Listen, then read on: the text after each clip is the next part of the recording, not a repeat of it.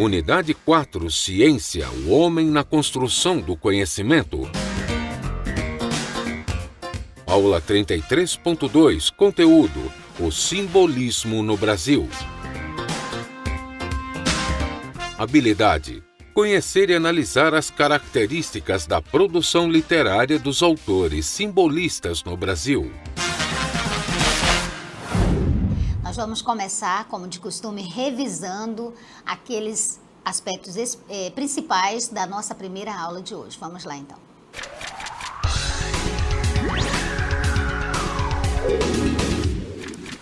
Então, no primeiro momento da aula, você aprendeu, né, sobre o período composto. Começando, nós vamos então revisar um poema. Vamos lá. Dança do Desempregado, de um grande autor brasileiro, que é o Gabriel, o Pensador, um artista, um cantor. E vai levando um pé na bunda, vai. Eu vou só ler, eu não vou cantar. E vai levando um pé na bunda, vai pro olho da rua e não volta nunca mais.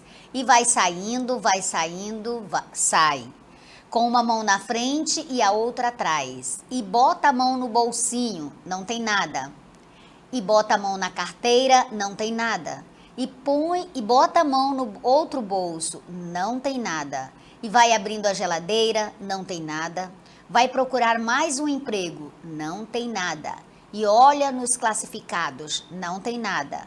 E vai batendo o desespero, não tem nada. E vai ficar desempregado. Você conhece a letra desse poema musicado, dessa música, mais do que eu, com certeza. Esse poema é construído, aliás, toda a nossa fala, todo o nosso discurso, todos os nossos enunciados são construídos por orações. Você já conhece esses conceitos básicos da análise sintática, que são os conceitos de frase, oração e período.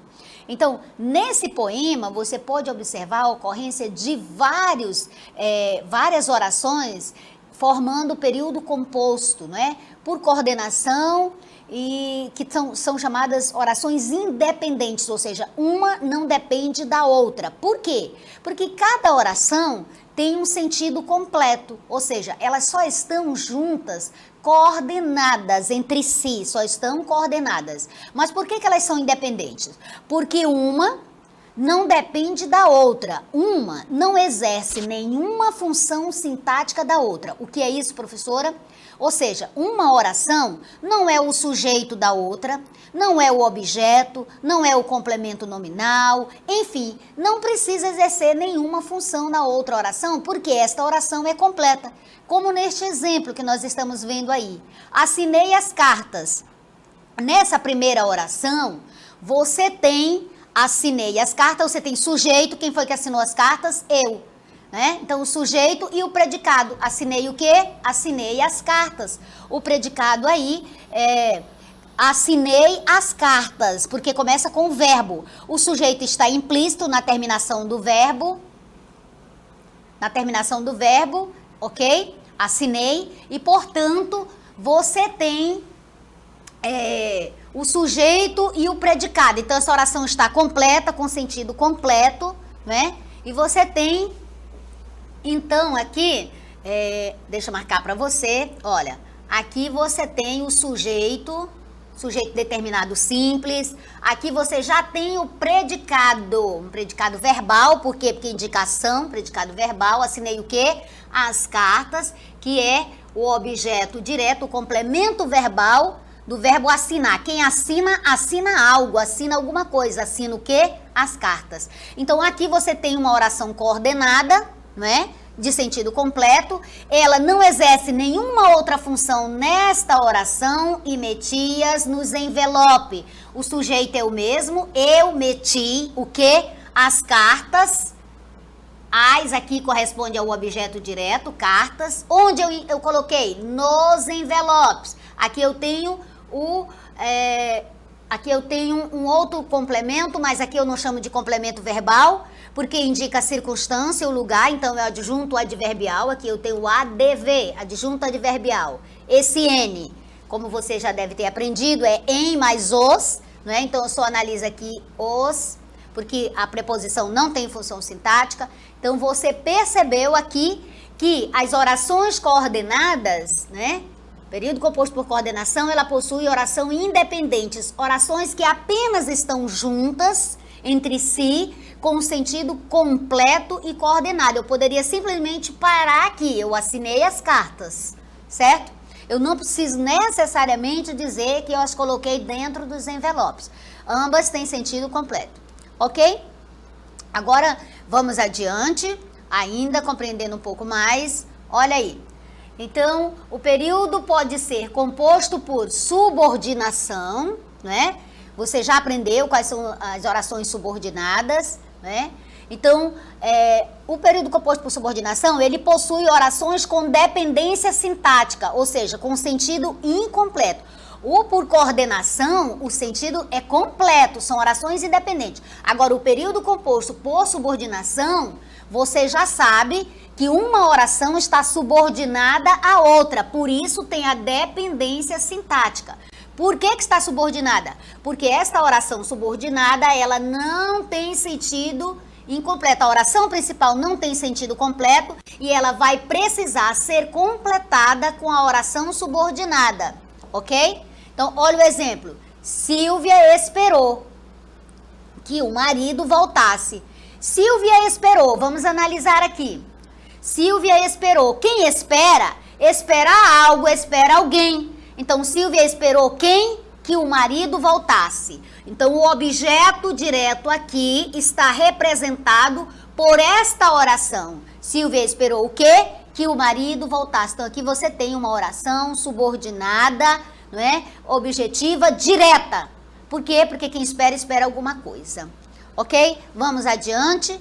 Então, quanto às orações coordenadas, voltando, as orações coordenadas são de dois tipos. Elas podem ser assindéticas, sem a conjunção, sem o síndeto, né? Então, as orações coordenadas, elas podem ser sindéticas e assindéticas, elas são de dois tipos. As assindéticas, como você já aprendeu, elas não possuem a conjunção, o síndeto que vai ligá-las. Como neste exemplo, vi, vim, venci. Aqui eu não tenho conjunção, eu tenho três orações, todas as três estão coordenadas entre si, todas três têm sentido completo, mas elas não estão ligadas pelo síndeto, pelas conjunções. Eu poderia ligar? Se eu quisesse, sim, na última, por exemplo, né? Vim, venci, vim, vi, vim e venci. Mas aqui não está, essa é a frase, né, de um grande estadista da história. Olha o segundo exemplo. Acordei, levantei. Essas duas orações aqui, elas são assindéticas. Elas não têm o síndeto ligando, né? Mais a terceira. Saí. Então, eu tenho três orações coordenadas assindéticas sem o síndeto, ok? Espero que você tenha revisado os três pontos principais. E agora nós vamos para o nosso desafio do dia.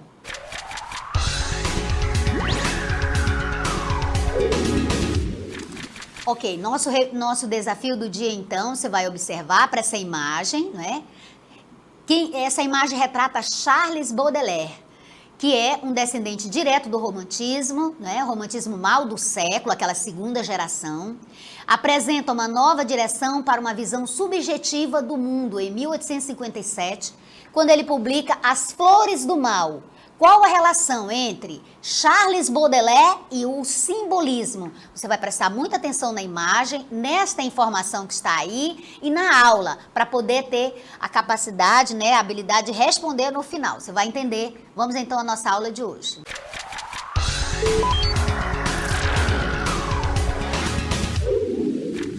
Então, você já aprendeu sobre o simbolismo em termos mundiais na Europa, não é? Agora nós vamos aprender sobre o simbolismo no Brasil. Quando ele chega ao Brasil, qual é o cenário político, econômico e social, histórico que estamos vivendo no Brasil? Vamos ver então?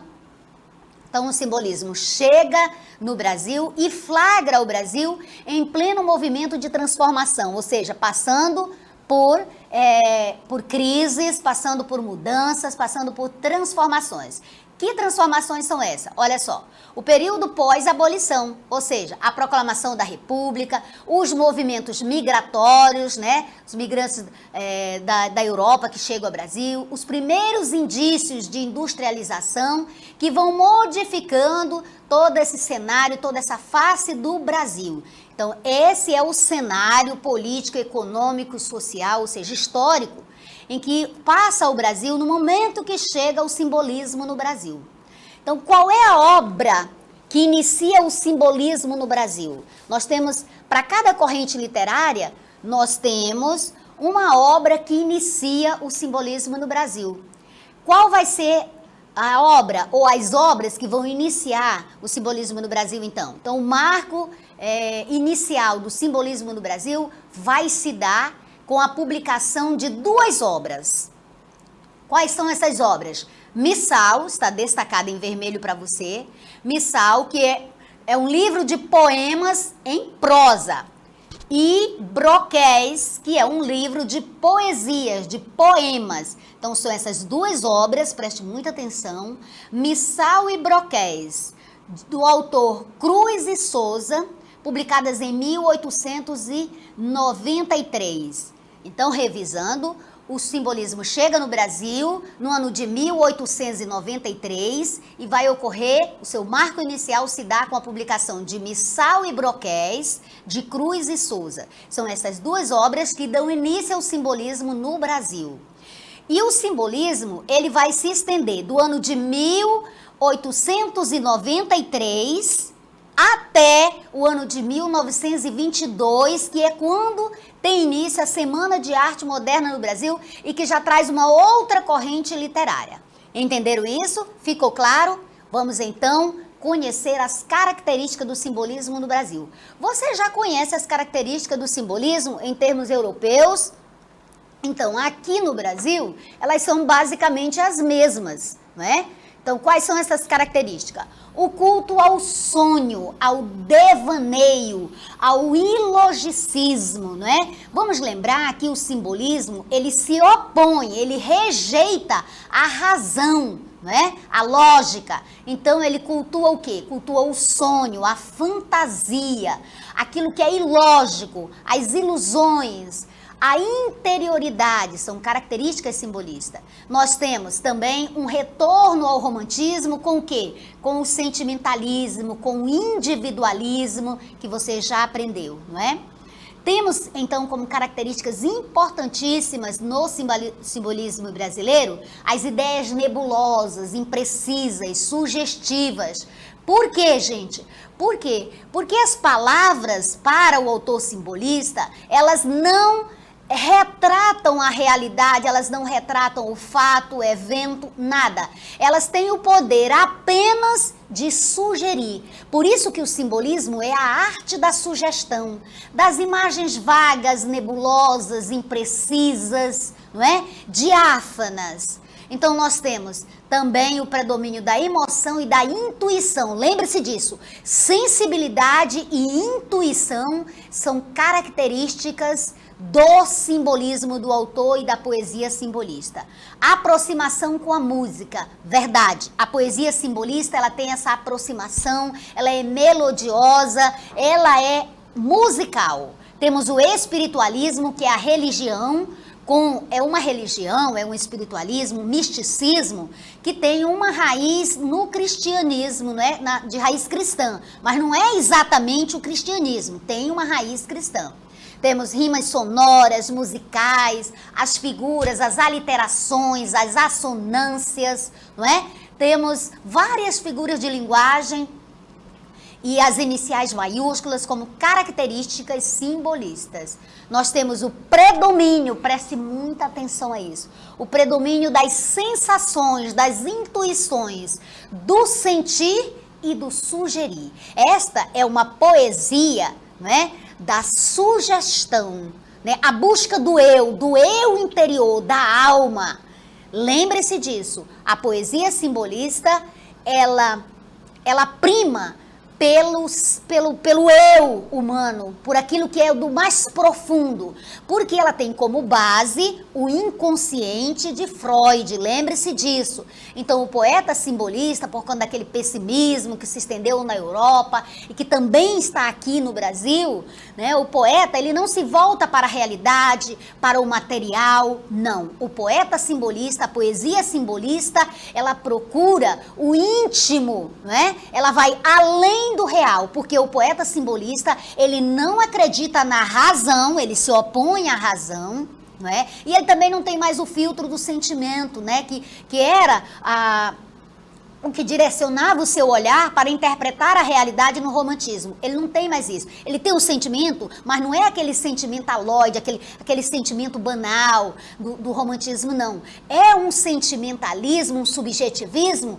muito mais profundo, do inconsciente. O poeta simbolista, ele busca entender o desconhecido, aquilo que vai além do que é visível, do mundo concreto, do mundo sensível. É isso que o poeta simbolista vai buscar. Ele vai procurar desvendar os mistérios da alma humana. Por isso é a estética da sugestão. Ele quer procurar o desconhecido, aquilo que está dentro do interior da alma humana. É isso que ele procura, não esqueça disso. É por isso que ele se propõe a rejeitar tudo que é racional, tudo que é estética racionalista e o realismo e o materialismo tinha, né? O simbolismo se opõe. O simbolismo ele se opõe aos princípios do realismo e das suas manifestações, que é o naturalismo e o parnasianismo. O simbolismo se opõe a esses princípios. Ele busca o transcendental, ele vai além.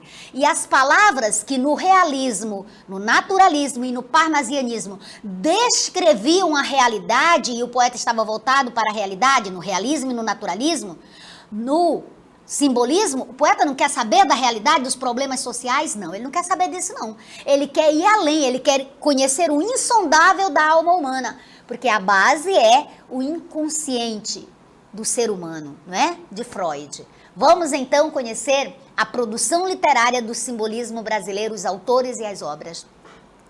Em 1893, João da Cruz e Souza, não é? Que nasceu em 1861 e partiu em 1898, vai publicar duas obras que reúnem, não é? Elas são constituídas pelos principais conceitos, os principais princípios e técnicas dessa corrente literária, dessa estética, né? E essas duas obras, elas vão firmar, elas vão consolidar o movimento simbolista aqui no Brasil, né? Então, essas duas obras que vocês já conhecem, porque elas são o marco inicial do simbolismo brasileiro, né? Elas vão se compor principalmente das poesias, do livro de poesia chamado Broquéis, Faróis, Últimos Sonetos, né? E de poesia em prosa, que é conhecido como missal. Ele também vai escrever evocações. Agora lembre-se, as duas obras principais, né, que iniciam o realismo no Brasil, você já conhece. Quais são? Missal e Broquéis. O João da Cruz e Souza, ele escreve essas outras obras que também têm os princípios, as características simbolistas. Quais são essas outras obras? Faróis, Últimos Sonetos e Evocações, não é? Então, ficou bem claro isso para você. Se você tiver dúvida, você anota para perguntar depois. Quais são as características dessa produção literária de Cruz e Souza? Então, a produção literária, a poesia de Cruz e Souza, que ele escreveu Missal e Broquéis, e as demais obras, evocações, não é? Poema em prosa, elas foram marcadas pelo quê? Lembre-se disso. Qual é a característica essencial, fundamental da obra de Cruz e Souza? A busca pelo transcendente. Por quê? Porque o que vai além do mundo concreto, do mundo sensível, do mundo visível, é isso que o poeta simbolista busca. É a busca pelo desconhecido, pelo transcendente, por aquilo que vai além do que os olhos podem ver. Porque o poeta simbolista não acredita no real, né? Não acredita a realidade para o poeta simbolista, ela é enganosa, ela é enganadora. Ele não acredita que a razão seja suficiente para mostrar o que é verdadeiro, o que é real. Por isso ele busca o transcendente, não é? Através de quê? Das sugestões, dos sentidos. Os sentidos é que são importantes para o poeta simbolista. Por isso as sinestesias que você já aprendeu e que caracterizam a poesia simbolista, não é? Então ele também vai buscar, além desse tema transcendente que vai envolver a morte, né, a existência, ele vai buscar isso, não é? Qual é o sentido dessa transcendência, não é? Qual o sentido da morte? Qual o sentido da vida, da existência, da religiosidade, do amor erótico? Lembre-se que a poesia simbolista também é muito erótica, não é? Quando Baudelaire escreve As Flores do Mal, em 1857, que é o marco inicial do simbolismo em termos mundiais, ele é preso e processado porque é considerado, né, um autor erótico, abusivo. 6 poemas deles foram retirados do livro exatamente por isso. Então, Cruz de Souza vai buscar essa transcendência, né? Os temas da morte, da existência, da religiosidade, do amor erótico, da loucura, né? E a predominância de imagens imprecisas, vagas, nebulosas e a musicalidade são características essenciais da poesia de Cruz de Souza. Cruz de Souza, ele sofre, né? Ele é influenciado pela poesia de Baudelaire, Charles Baudelaire, e de Mallarmé, que são autores europeus.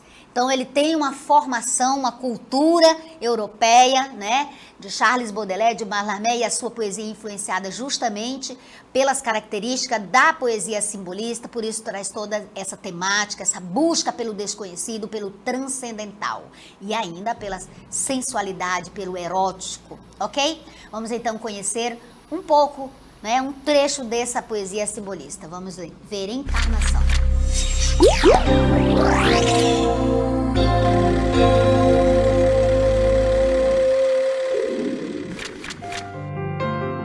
Carnais, sejam carnais tantos desejos, carnais, sejam carnais tantos anseios, palpitações e frêmitos enleios, das harpas da emoção tantos arpejos, sonhos que vão, por trêmulos adejos, à noite ao luar, entumecer os seios láteos de finos e azulados veios, de virgindade, de pudor, de pejos.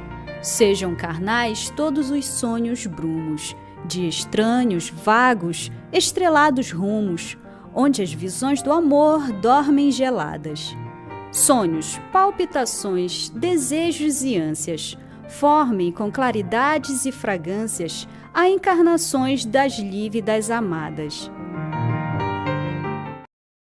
Então você conheceu um trechinho desta poesia simbolista e pôde observar as características que eu expliquei para você. Agora vamos conhecer um outro importantíssimo autor do simbolismo brasileiro, Alfonso de Guimarães. Vamos ver então? Olha aí. Ele é o autor de obras, né, fortemente espiritualista. Lembra que a espiritualidade, a religiosidade, o misticismo com uma tradição cristã é característica simbolista. Então, Alfonso de Guimarães, na sua obra poética, vão aparecer essas características espiritualistas e melancólicas, de tristeza, não é?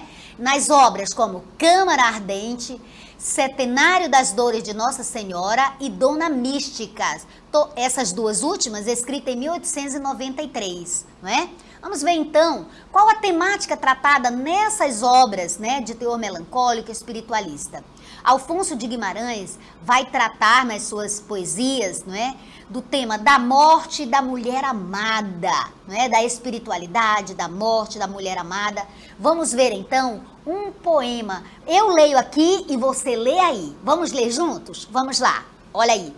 A Catedral. Gente, é muito lindo esse poema. Perceba então as características simbolistas aí da espiritualidade, da religiosidade, do misticismo, ok? Nesta poesia. A Catedral. Entre brumas ao longe surge a aurora.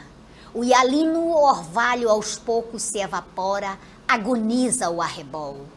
A catedral é búrnia do meu sonho, aparece na paz do céu risonho, toda branca de sol. e o sino canta em lúgubres responsos. Pobre Alfonsos, pobre Alfonsos. O astro glorioso segue a eterna estrada. Uma áurea seta lhe cintila em cada refulgente raio de luz. A catedral é búrnea do meu sonho, onde os meus olhos tão cansados ponho. Recebe a bênção de Jesus. Perceba a religiosidade, o misticismo, catedral, bênção de Jesus. E essa musicalidade, essa repetição de a catedral é búrnea do meu sonho, né? Dá o tom de melodia. E o sino canta em lúgubres responsos. Pobre Alfonsos, pobre Alfonsos. Por entre lírios e lilazes desce, a tarde esquiva, amargurada prece, põe-se a lua a rezar. A catedral é búrnea do meu sonho, aparece na paz do céu tristônio. Toda branca de luar, e o sino chora em lúgubres responsos. Pobre Alfonsos, pobre Alfonsos. O céu é todo trevas, o vento uiva, do relâmpago a cabeleira ruiva vem açoitar o rosto meu.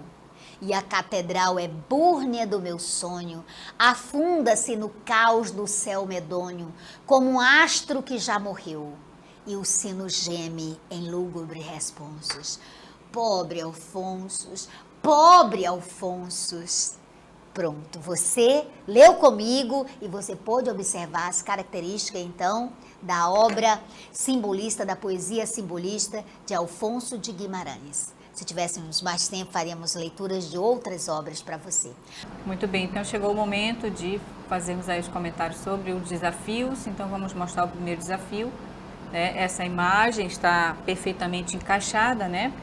E o que contribuiu para que essas peças ficassem encaixadas? Então vamos imaginar lá nas orações coordenadas, né, em que elas vão ser unidas pelas conjunções. Então o papel da conjunção é o que? Ligar uma oração na outra. Então é essa relação dessa imagem, né, que está perfeitamente encaixada, com a relação das orações, né, que elas vão estar ligadas, encaixadas pelas conjunções. E cada uma delas, claro, vai ter um sentido, né? De adversidade, de explicação, de adição, de explicação, de conclusão, né?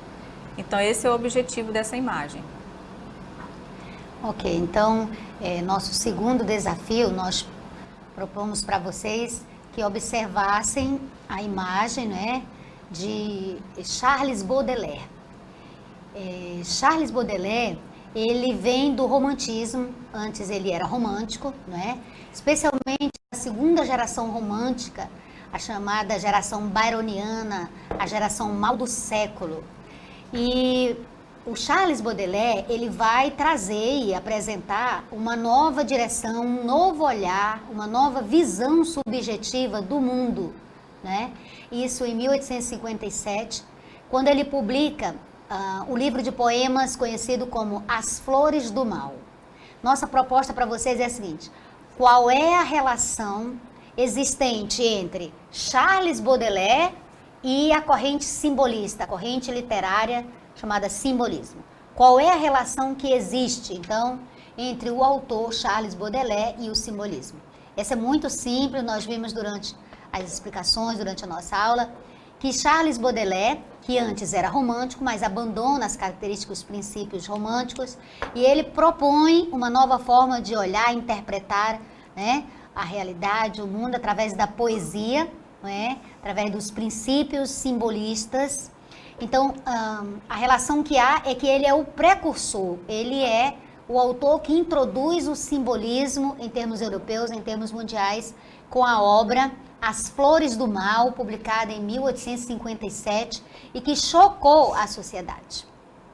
É isso, então. Esse é o a resposta do nosso desafio. E por hoje é só, né, professora Sheila? Nós voltaremos no dia 10, tá? Para dar continuidade à nossa quarta unidade. Então, bom recesso e até a próxima. Beijo, até lá. Tchau, tchau.